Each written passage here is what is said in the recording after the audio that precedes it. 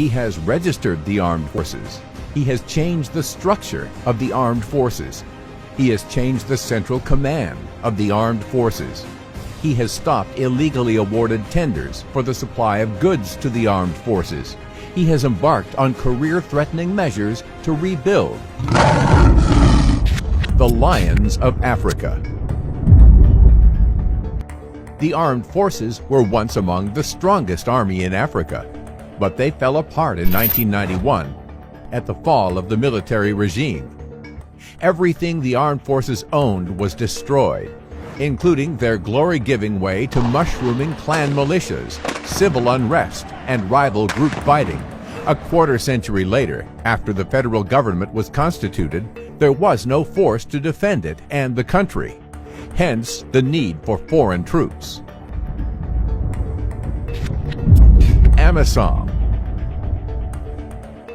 Billions of dollars were spent on foreign forces for the 10 or so years they were in the country. But the government of the day never asked themselves until when these forces would be relied on. 50 years? A century? Or forever? When he first came to office, Prime Minister Hassan Ali Khair held a meeting with commanders of the armed forces. It then dawned on him that no one could account for the exact number of troops, their ammunition, areas of deployment, and their mode of operation. He therefore embarked on the biggest security exercise, Armed Forces Reforms, an exercise that was hitherto not easy to undertake. There were over 30,000 troops on government payroll, paid salaries by the government, as well as food rations and ammunition, but upon actual verification could not be accounted for. Biometric registration. As a result, the government embarked on a biometric registration exercise that captured the biometric data of individual troops to avoid double registration. The exercise took 7 months to complete the registration of all members of the armed forces across the country. Commander of the armed forces was for the first time able to identify each officer's full names, age, rank, health status, area of deployment, his bank details, official contacts, and his next of kin contact. However, several members of the armed forces dissented and left the front line, and therefore the armed forces reform process was politicized. Several government officials previously involved in the process backtracked after realizing the extent of sensitivity of the process.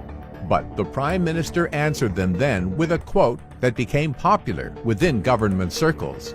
"Even if it would mean losing my position, I will not relent from building a strong national army. Can we be a legitimate government if we listen to politicians with vested interests?"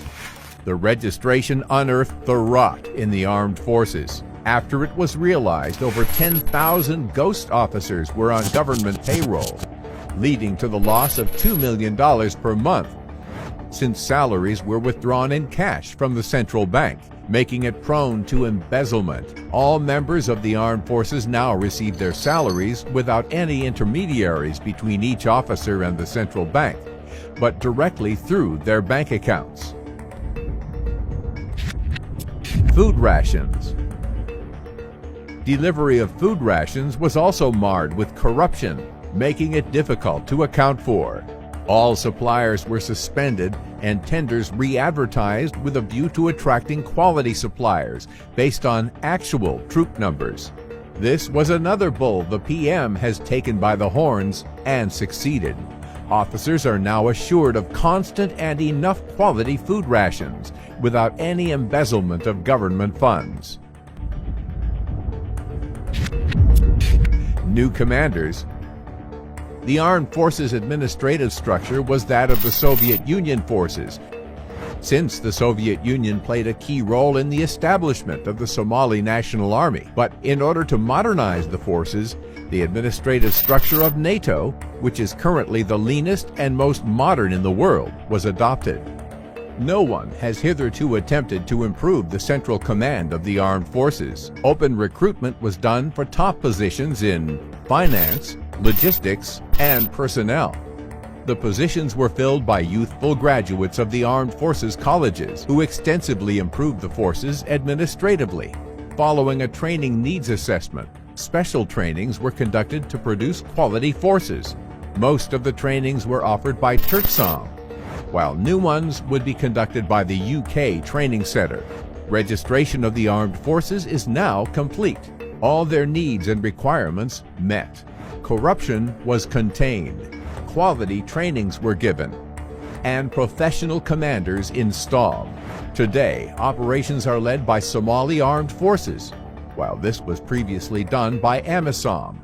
The reform strategies and their outcomes was welcomed by the public. The forces help people on one hand and fight the enemy on the other. The reform was also lauded by Somalia's international partners, some of whom previously suspended their support for the National Army. The U.S. government, which offered the biggest military support to Somalia, suspended its support in 2017 following massive corruption in the armed forces. But following successful implementation of Kair's reform agenda and strategies, they have acknowledged the tangible results, and the U.S. has now resumed its support. The armed forces reforms called for tough decision-making, honesty, and selection of professional commanders with security background and free from corruption.